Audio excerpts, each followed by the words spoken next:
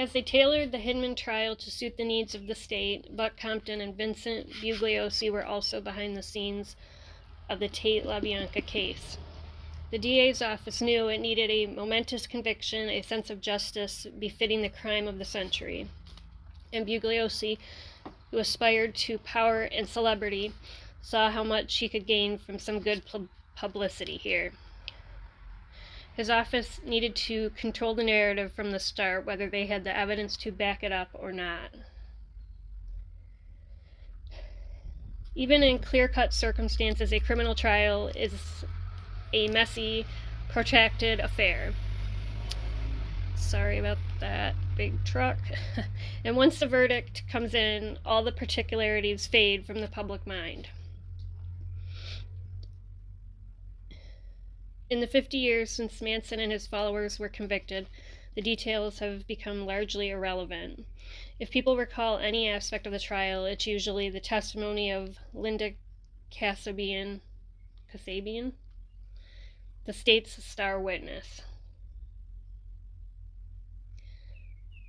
She'd served as a lookout and a driver for the family during both nights of murders.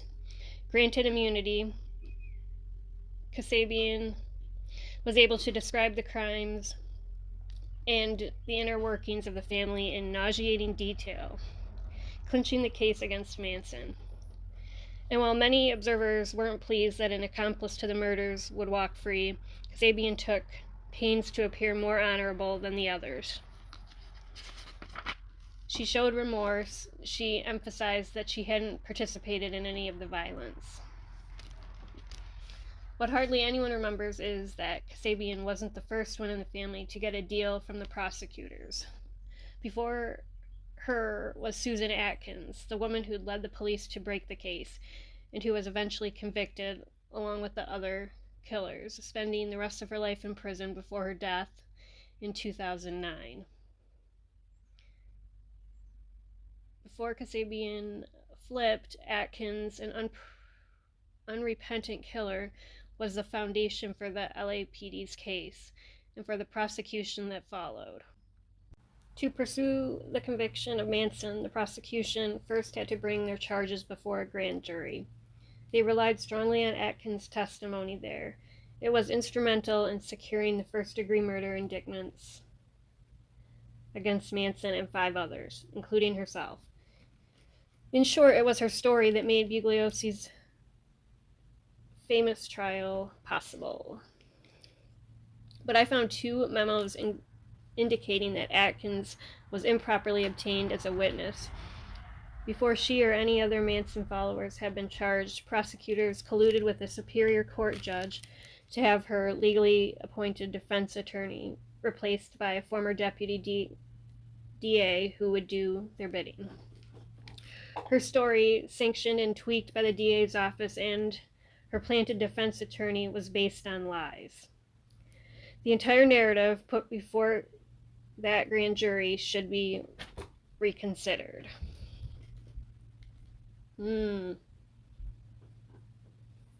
Wow. It started with the end of the family, about a month after the Tate LaBianca murders that would bring them to infamy. They fled the Spahn Ranch. Manson believed the police were closing in on them. He also feared retaliation from the Black Panthers, having mistakenly believed, as discussed in the last chapter, that he'd murdered one, Bernard Crow, who was neither a Panther nor dead. He resettled his clan deep in Death Valley at an adjoining pair of remote barren ranches called Myers and Barker. There they sustained themselves through petty crimes and an auto theft ring. It was this last that brought them to the attention of Inyo County law enforcement, who tracked them to their compound and captured them in raids over 2 nights in mid-October 1969. In Independence, California, the group of 20-some bedraggled hippies that's an interesting word, sat in the cramped county jail. Lasso detectives Gunther and Whiteley drove 225 miles to the dusty desert town to seek out a possible witness in the Hinman murder. You may remember her name, Kitty Lutzinger, Bobby Beausoleil's girlfriend, the same witness the detectives had seemingly deliberately failed to track down months earlier. Lutzinger's parents had called the detectives to say that their daughter was in custody in Independence. When Gunther and Whiteley found her, she told them that Susan Atkins had boasted of torturing and finally killing Hinman with Beausoleil over 2 nights. The story aligned with what they'd already heard. They asked the Inyo County Sheriff to take them to Atkins herself. Atkins agreed to speak to the detectives without an attorney present. They told her that the fingerprints had been found at the Hinman crime scene and that Beausoleil had already read it on her. Both lies, but they got her talking about the crime. Atkins admitted to having held Hinman while Beausoleil stabbed him, but she claimed she never hurt him. She was booked on a first-degree murder charge and transferred to the Sybil Brand Institute for Women in downtown Los Angeles. Atkins' cellmate was a longtime con artist and call girl who went by Ronnie Howard. The two became fast friends. Almost immediately, Atkins was telling Howard and another inmate, Virginia Graham, all about her role in the Tate LaBianca murders. She had personally stabbed Sharon Tate to death, she bragged, as Tate begged for the life of her unborn baby. After Tate died, Atkins said she'd tasted the dead actress' blood. It was warm and sticky and nice.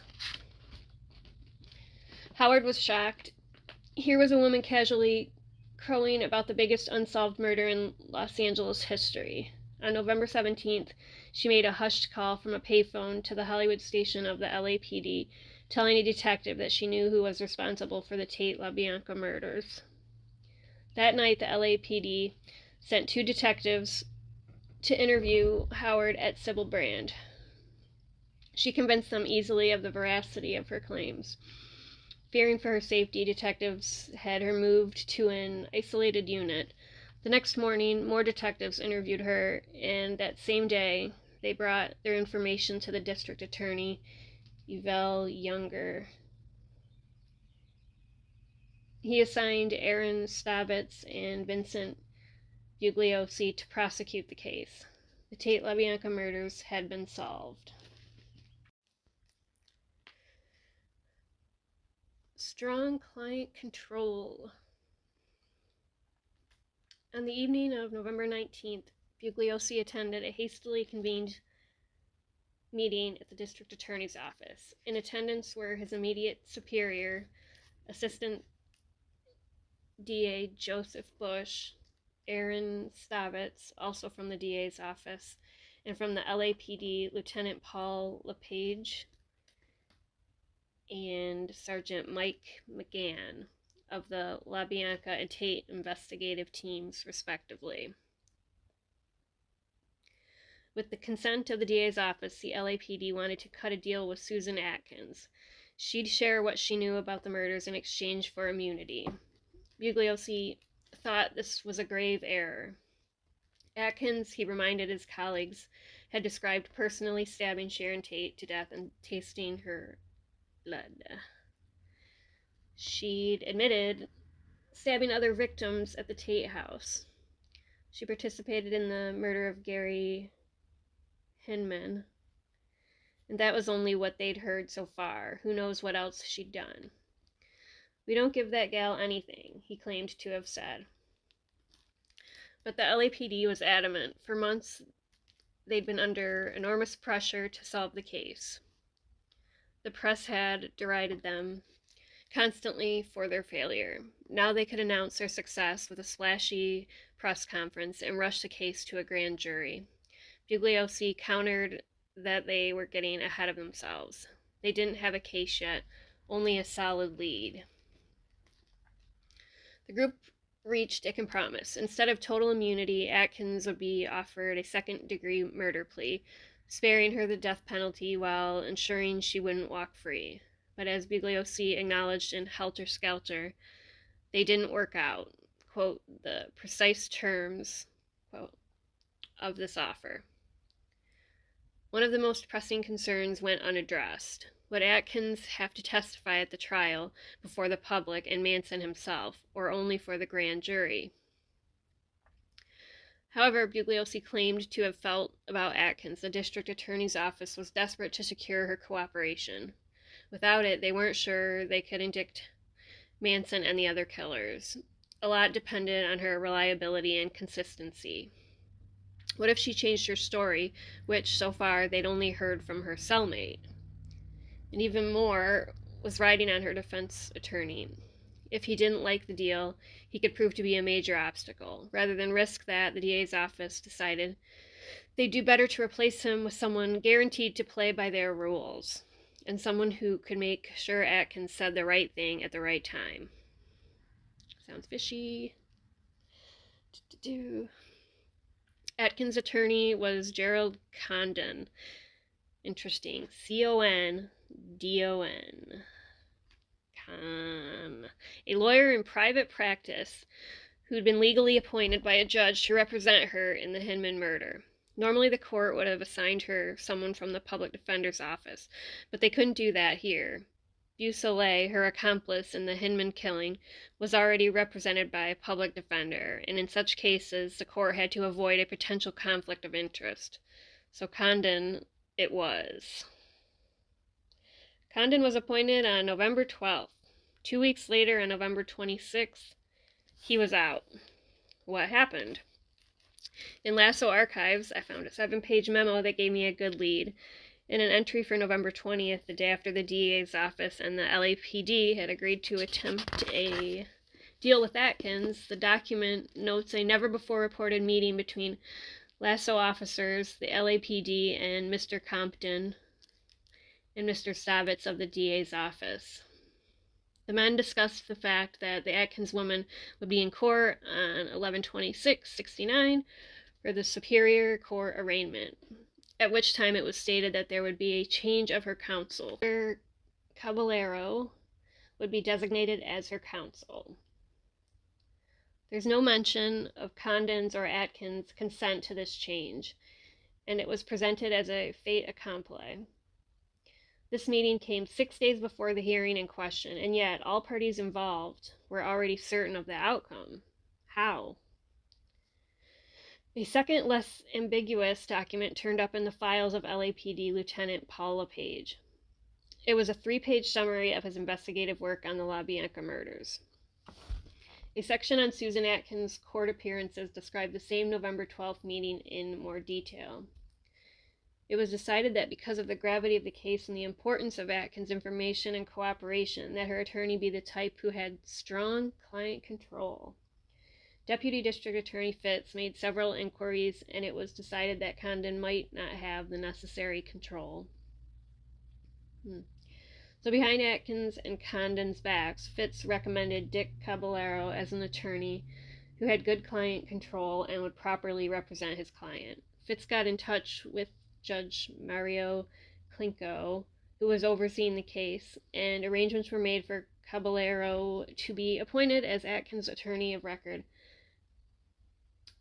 at her felony arraignment. This was accomplished.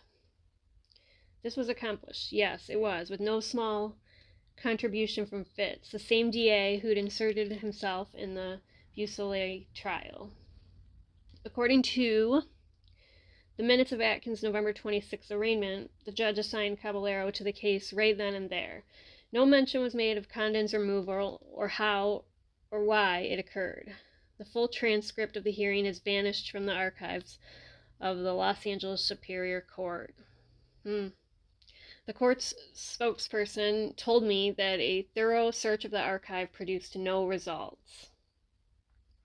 I called Condon to ask him about his removal from the case. He confirmed that he'd been replaced against his wishes and his clients, and that Judge Klinko had never given him a reason. Whatever was going through Klinko's mind, I don't know, Condon told me. Atkins did ask that I stay on. He remembered being temporarily distressed by Klinko's action, but he never complained to the court about it. Once the news came that Atkins was involved in the Tate LaBianca murders, his wife told him she'd leave him if he tried to represent her again. That was that. The LAPD and the district attorney's office had quietly decided that their star witness needed a certain lawyer. Whether she or her attorney wanted it or not, they accomplished it.